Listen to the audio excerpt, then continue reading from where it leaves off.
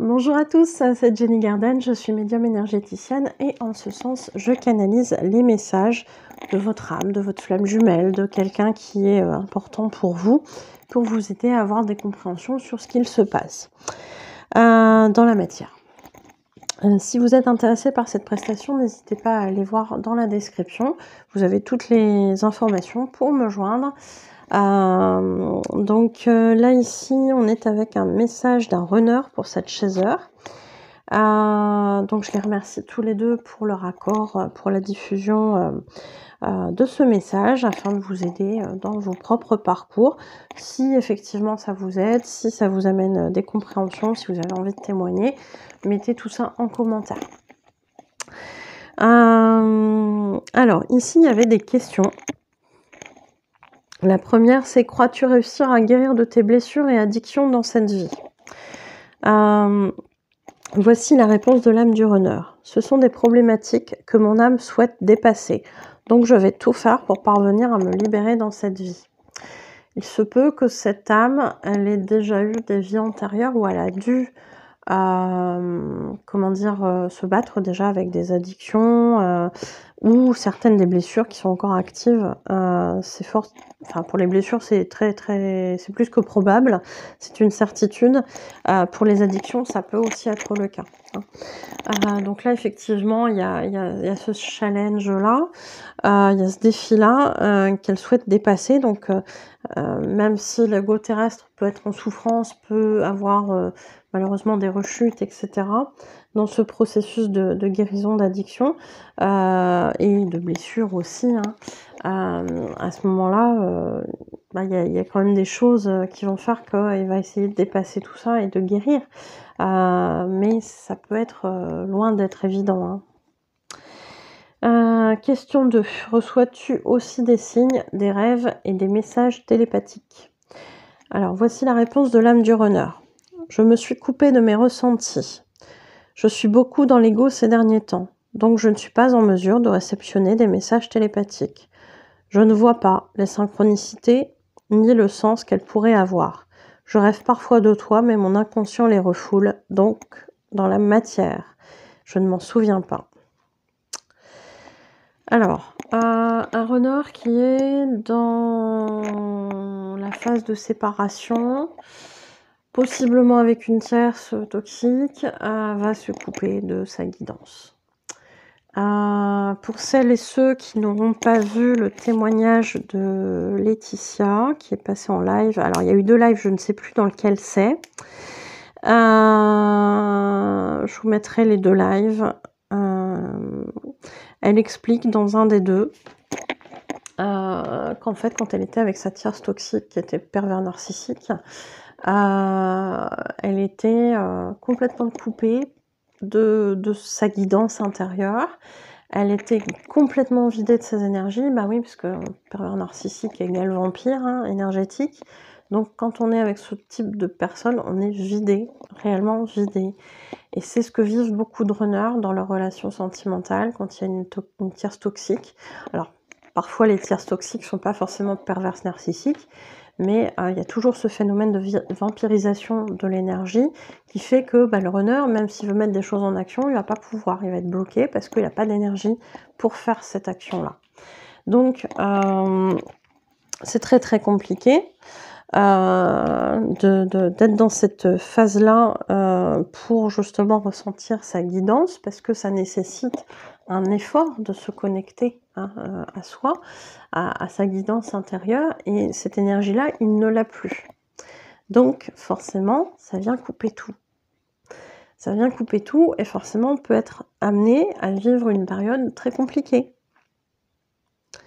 Du style, comme je ne suis pas connectée à ma guidance, je vais faire des choix qui vont pas forcément être les plus judicieux pour moi, donc je vais accumuler les problèmes, etc. Voilà. Donc ça peut arriver, et puis ils vont se dire: mais c'est pas possible, je suis Pierre Richard, j'ai la poisse, je suis un chat noir, on m'en veut, on m'envoie de la magie noire, pas forcément en fait. T'es juste à côté de la plaque en fait, donc remets-toi sur le bon chemin, écoute ta guidance et puis ça devrait aller mieux. Voilà, voilà. ce qu'on appelle entre autres les foudres karmiques, quand ça se passe pas très bien. Hein. On va vous mettre aussi les foudres karmiques. Donc ici on a un runner effectivement qui est en une incapacité totale de recevoir les messages télépathiques, de recevoir ses intuitions, de faire les bons choix pour lui puisqu'il n'a pas sa guidance intérieure, ou en tout cas il l'écoute pas, il est incapable d'y accéder tout court, voilà, par le manque d'énergie. Et forcément, ça l'amène dans l'ego. S'il n'est pas dans sa guidance intérieure, il est dans l'ego. Donc l'ego, l'image, le regard des autres sur soi, etc. Donc on n'est pas forcément authentique non plus avec son être. Mais on peut penser qu'on l'est. C'est formidable. L'ego, il va très loin, l'ego. Il va très très très très loin, l'ego. Parfois, on peut penser réellement qu'il y a quelque chose qui a été guéri et se retomber 2 mois après sur un truc et dire « Ah bah non, c'est pas guéri en fait ». L'ego est très vicieux. Donc là, c'est pareil pour les rêves. Les rêves, c'est une forme de 5D, c'est une forme de guidance. C'est coupé. L'inconscient, il dit non, non, non, t'accèdes pas à ça. Donc forcément, il s'en souvient pas dans la matière. Question 3. Quels sont tes sentiments vis-à-vis de moi? Ici, voici la réponse du runner. Je ressens beaucoup d'amour et d'attirance envers toi. Je ne comprends pas l'ampleur que prend cet amour dans mon esprit. Cela est déstabilisant pour moi. Comment fais-tu pour être autant dans mon esprit? Ne t'inquiète pas, d'ici peu je comprendrai tout, mais là, ce n'est pas encore le bon moment. Je ne suis pas encore prêt à ce choc.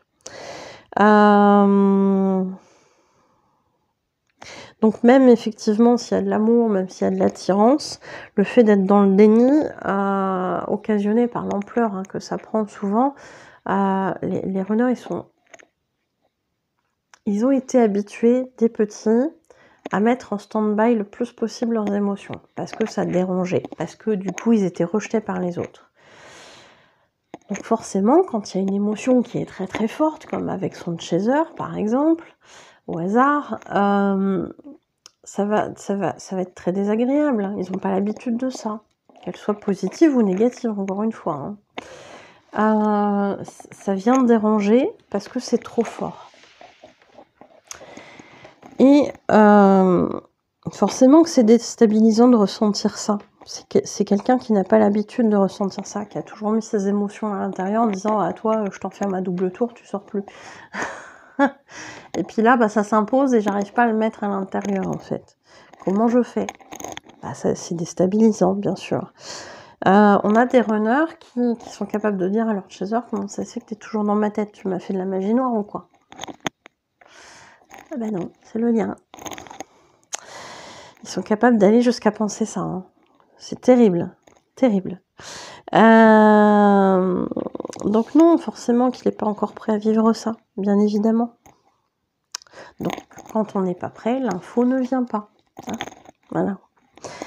Question 4. Que cherches-tu avec un tel, donc je sais plus qui c'était, peut-être une amie commune, je sais pas.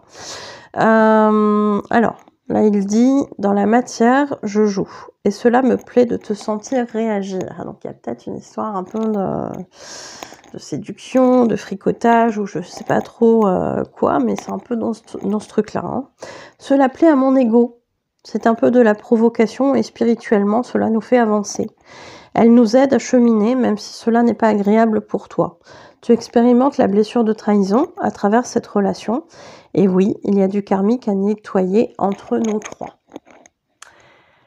Alors, spirituellement, effectivement, l'arrivée d'une tierce, qui est concrétisation amoureuse ou pas, à partir du moment où il y a des petits doutes, à partir du moment où il y a possible fricotage, le chaser il va le sentir, le runner aussi, peu importe où se trouve la tierce, c'est pour ça que je parle des deux, chacun va le sentir. Et en fait, bien évidemment qu'une tierce fait travailler les deux jumeaux, c'est indéniable.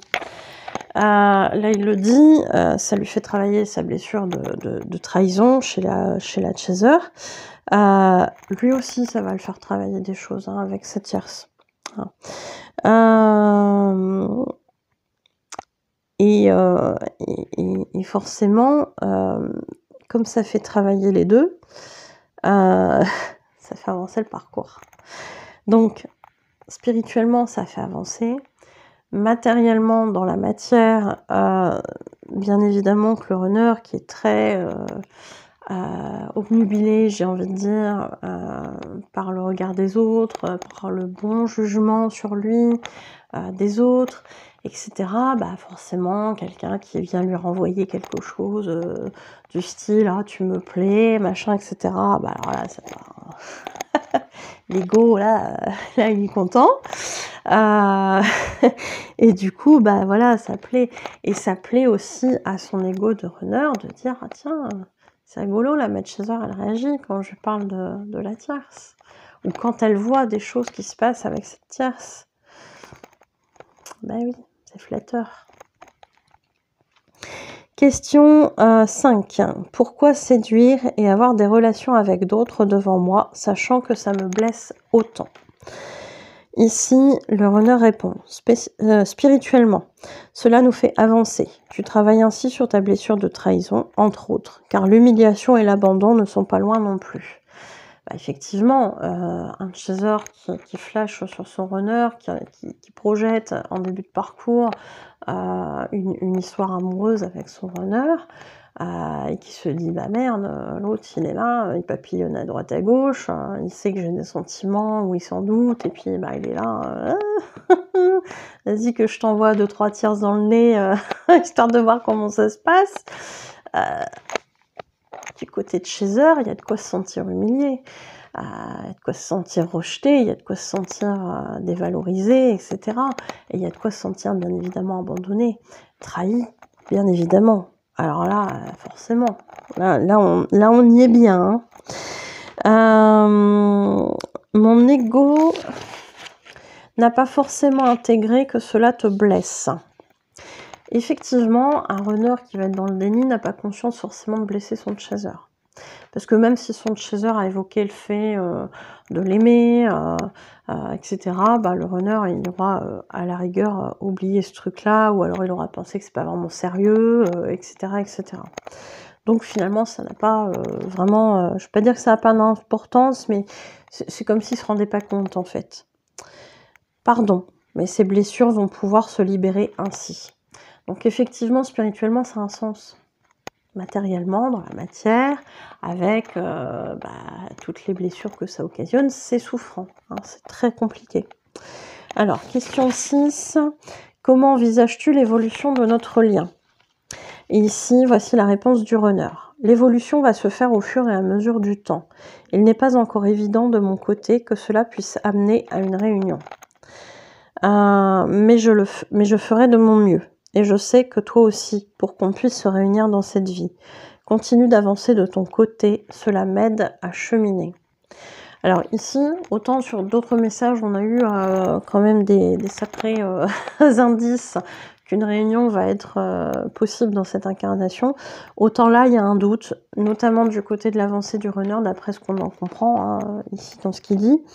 Donc effectivement, il y a encore des addictions, des choses comme ça qui doivent être traitées pour que justement ça puisse avancer, hein, puisque une addiction, il y a toujours une blessure au bout. Hein. Enfin au bout, c'est la source. La source, c'est la blessure, on vient combler quelque chose avec une addiction. Donc forcément, c'est qu'il y a un truc à traiter derrière, c'est qu'il y a une blessure qui est là, qui fait réagir, qui pousse à l'addiction, et si cette addiction elle est encore présente, à mon sens, effectivement, la réunion elle va être très compliquée. Il y a peu de chances que ça se fasse en réunion, ce genre de cas.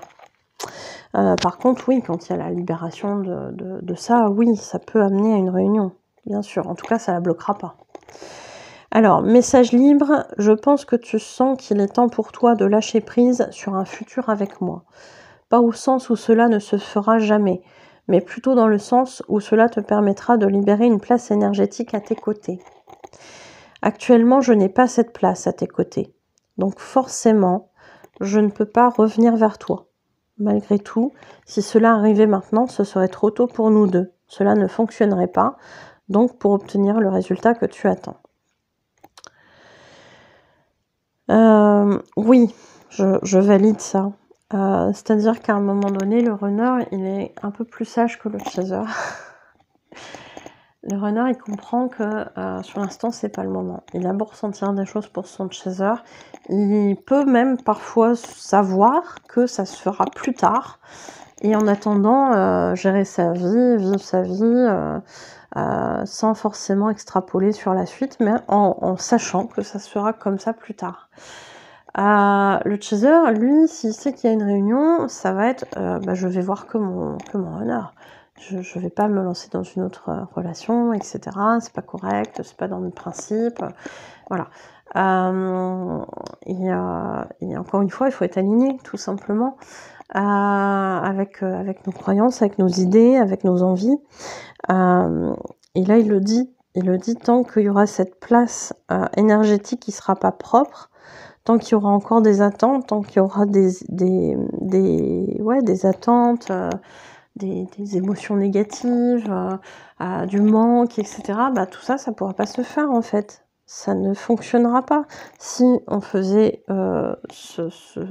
cet essai de relation, ça va foirer parce que les égos, ils vont prendre le dessus et ça marchera pas. Et forcément, tu seras déçu toi en tant que chaser puisque tu attends autre chose. Et là, pour le coup, il lui dit ça va pas être possible là maintenant. Donc lâche. C'est pas maintenant, il y a autre chose à vivre avant. Et autre chose, ça peut être une tierce ou ça peut être autre chose, effectivement. Il y a des changements à faire, il y a des choses à vivre, mais pas cette relation-là maintenant. Ça n'est pas possible, ça n'est pas le bon moment.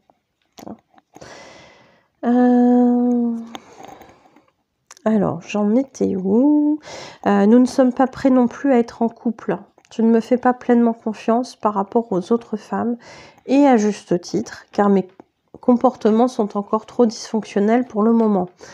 Un runner qui va accepter d'être dans la séduction alors qu'il est en couple, ou tout simplement pour se rassurer, même s'il est célibataire, forcément il est dans la dysfonction. Hein. Il est dans le dysfonctionnement. Complètement. Si c'est pas on se laisse séduire pour se laisser séduire parce que ça rassure. C'est dysfonctionnel, effectivement. Et moi, j'ai toujours peur que tu prennes toute la place dans notre relation. Un runner a effectivement peur de ne pas avoir de place avec son chaser, parce que son chaser, il est là, il est beaucoup dans le contrôle, en début de parcours, bien évidemment, et c'est souvent l'image qu'il va garder très longtemps de son chaser. Alors que le chaser, il a pu très bien évoluer et être beaucoup moins dans le contrôle, voire même l'avoir lâché complètement. Mais le runner, il va se rappeler de la version ancienne. Comme le chaser va se rappeler de la version ancienne du runner, avec tous ses dysfonctionnements, etc. Donc, forcément que cette place, il ne l'a pas, puisque le chaser, il est dans le contrôle, il est dans la directive, il est dans plein de choses, et il n'a pas sa place dans la relation. Laissez-lui la place. C'est normal, toi aussi, tu as encore des schémas dysfonctionnels à guérir. Eh oui, les deux, hein, sinon on ne serait pas en parcours MJ. Il y a aussi du karmique et du transgénérationnel à travailler de nos deux côtés. Alors effectivement, sur les parcours flammes jumelles, il y a toujours du transgénérationnel, il y a toujours du karmique. C'est pour ça que les flammes jumelles ont une vie très, très, très douloureuse. La flamme jumelle, elle est là pour nettoyer ce qu'il y a eu au niveau transgénérationnel. C'est pas de bol, c'est tombé sur vous. Hein, c'est comme ça. Mais c'est parce que vous êtes en accord avec ça, avec le fait de nettoyer tout ce qu'il y a eu au niveau transgénérationnel. Et c'est aussi parce que vous en êtes capable. Hein, sinon, on ne vous aurait pas confié ça. Oui, vous l'auriez sans doute pas accepté. Hein. Donc oui, il y a du transgénérationnel, il y a du karmique. Tout à l'heure, il parlait du karmique avec la tierce. Il y a du karmique entre le runner et le chaser. Il y a du karmique entre le runner et sa tierce. Il y a du karmique entre le chaser et la tierce du runner. Et quand il y a une tierce du côté de chaser, il y a du karmique entre le chaser et sa tierce. Et il y a du karmique entre le runner et la tierce du chaser. Je pense que j'ai réussi à pas m'en mêler les pinceaux. Sinon vous remettez les choses dans l'ordre. Je pense que ça va. Mais bien sûr, et ça c'est des choses qu'on va travailler en soins et effectivement, il se passe souvent il y a du très, très lourd au niveau karmique. Donc forcément, quand on dégage tout ça, à la fois le transgénérationnel, à la fois le karmique, c'est quand même vachement plus agréable, hein, derrière. Plus tu te libéreras et plus je me libérerai aussi. Cette histoire avec la tierce nous rappelle aussi une situation difficile connue dans une de nos vies antérieures. Cela serait bénéfique que tu puisses la libérer et nous aussi. Tiens bon. Donc effectivement, quand on fait des libérations, c'est souvent sur le chaser qu'on travaille, en tout cas en début de parcours. Après, les runners viennent aussi à trouver des méthodes de libération. Mais ça va avoir un impact sur la personne qui reçoit le soin et sur sa flamme jumelle, qui est liée, énergétiquement parlant, à son chaser. Hein, d'accord. Donc ça va être plus ou moins prononcé, plus ou moins intense en termes de changement, mais il va y avoir des choses qui vont bouger, oui, bien évidemment. Bon, j'espère que ça vous aura aidé. Je vous remercie pour votre écoute. N'hésitez pas à témoigner en dessous. Et puis, si ça vous a aidé, oui, mettez-le en commentaire. Et puis, comme on va être le lendemain de Noël, je vous souhaite, quand cette vidéo va passer, je vous souhaite de belles fêtes de fin d'année. Et puis, merci pour votre écoute. Je vous souhaite une belle journée, une belle soirée. Je vous dis à bientôt. Prenez soin de vous.